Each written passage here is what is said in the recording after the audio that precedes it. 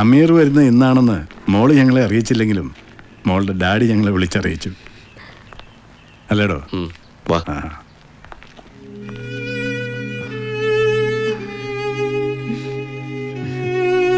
വാ രാഹുൽ.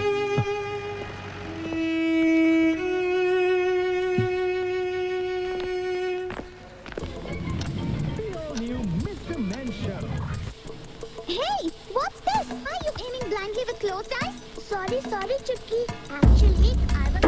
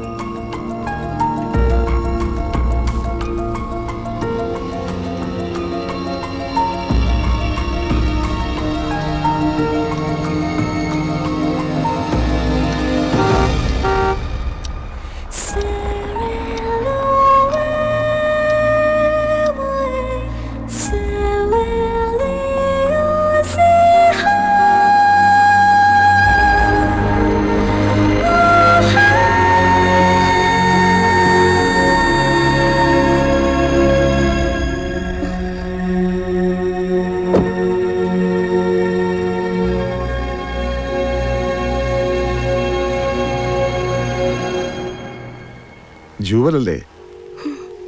ഞാൻ father Felix, അമീർ വളർന്ന സെയിന്റ് ആന്റണീസ് ഓർഫനേജിന്റെ ഡയറക്ടറാണ്. ഇല്ല, അമീർ വന്നിട്ടില്ല. അമീർ എവിടെ? Mister Joseph. അതെ, അമീർ എന്താ വരാതിരുന്നത്? പറയാം. മോളോട് പറഞ്ഞതുപോലെ ഫാഷൻ ഷോയുടെ തിരക്കിന്റെ കാര്യം അമീർ എന്നെയും വിളിച്ച് സൂചിപ്പിച്ചിരുന്നു. ഒരു 10-12 ദിവസം കഴിഞ്ഞ് വീണ്ടും അവൻ എന്നെ വിളിച്ചു. അത്യാവശ്യമായി മുംബൈ വരെ ചെല്ലണമെന്ന് പറഞ്ഞ് അവൻ എന്നെ നിർബന്ധിച്ചു. ഞാൻ ചെല്ലുമ്പോൾ അവനൊരു ഹോസ്പിറ്റലിലായിരുന്നു. അവിടെ വെച്ചാണ് അമീർ ജൂബലിനെ പരിചയപ്പെട്ട കഥ എന്നോട് പറഞ്ഞത്. അമീറിന് എന്ത് പറ്റി ഫാദർ? അമീറിന് ജൂബലിനോട് എന്തോ പറയാനുണ്ട്.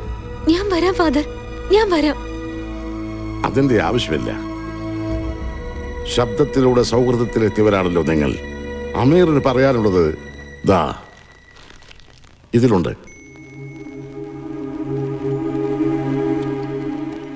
Hi Joel, it's me, Amir.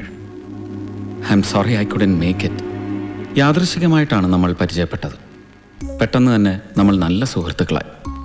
പക്ഷേ എല്ലാം തുറന്നു പറയില്ല എന്നൊരു ധാരണ നമുക്കിടയിലുണ്ടായിരുന്നു.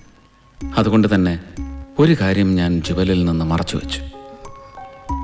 ജുവലിൻ്റെ സൗഹൃദം ഒരു പ്രണയത്തിലേക്ക് വഴുതി മാറുന്നത് കണ്ടപ്പോൾ ഞാനൊന്ന് പതറി. ഞാൻ ആദ്യം കരുതിയത് ഇനി ഒരിക്കലും ജുവലിനെ കോണ്ടാക്ട് ചെയ്യരുതെന്നായിരുന്നു. പക്ഷെ പിന്നീട് തോന്നി അത് പാടില്ല. സത്യം ജുവൽ അറിയാതിരുന്നാൽ ഞാനൊരു ചതിയനായി മാറും. ഒരു പക്ഷേ അത് ജുവലിനെ തകർത്ത് കളയും. അല്പം വിഷമിച്ചാലും സത്യം ജുവൽ അറിയുന്നത് തന്നെയാണ് നല്ലത് എന്ന് തോന്നി. ഞാൻ എപ്പോഴും പറയാറില്ലേ, B practical in life and take life as it comes. നാളിതുവരെ ഞാൻ പറഞ്ഞതൊക്കെ ജുവൽ അനുസരിച്ചിട്ടുണ്ട്.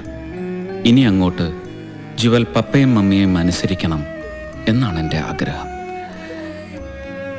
ജുവൽ, വൈദ്യശാസ്ത്രത്തിൻ്റെ കരുണയിൽ ജീവിക്കുന്ന ഒരു രോഗിയാണ് ഞാൻ. എൻ്റെ ദിനങ്ങൾ എണ്ണപ്പെട്ട് കഴിഞ്ഞു.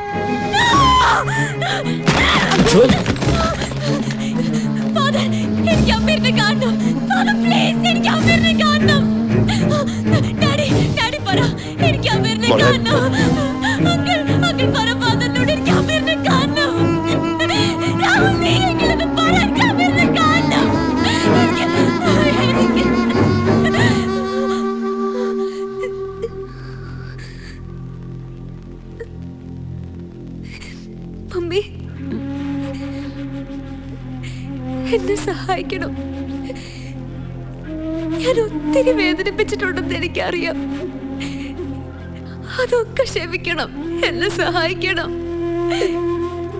എനിക്ക് ആരുമില്ല, എന്നെ സഹായിക്കാൻ ആരുമില്ല.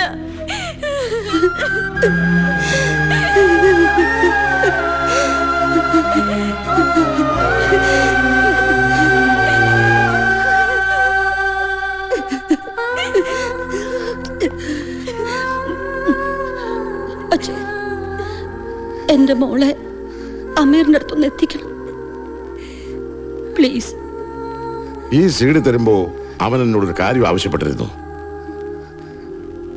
അവന്റെ മരണശേഷമേ ഇതിവിടെ എത്തിക്കാവൂന്ന്.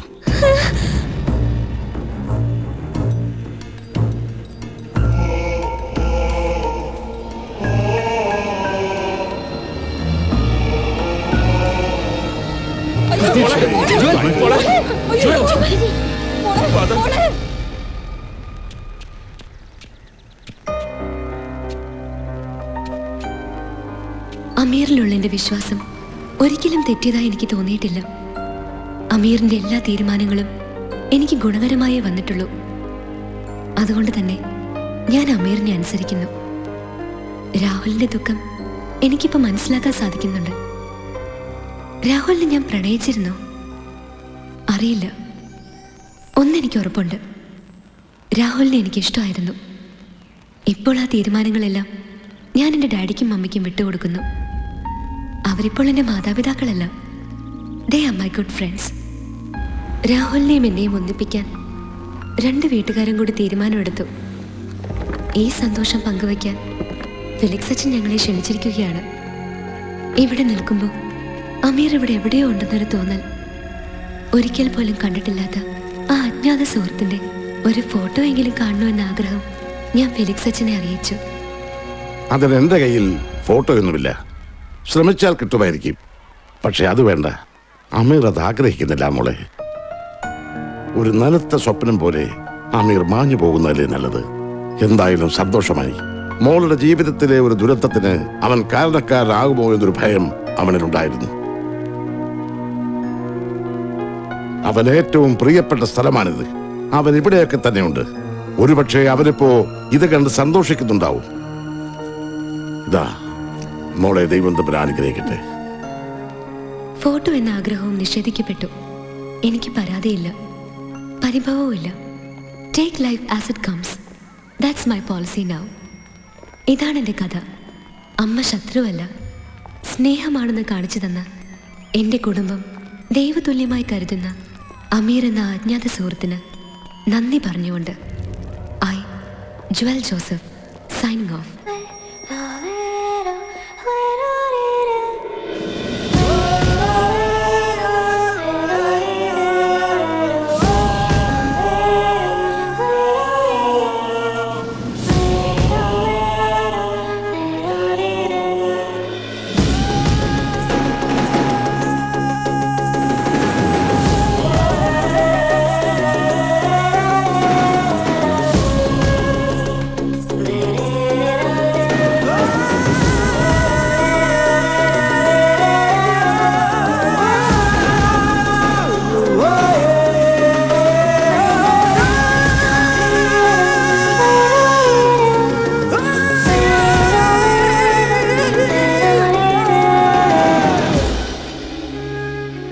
Thank you father.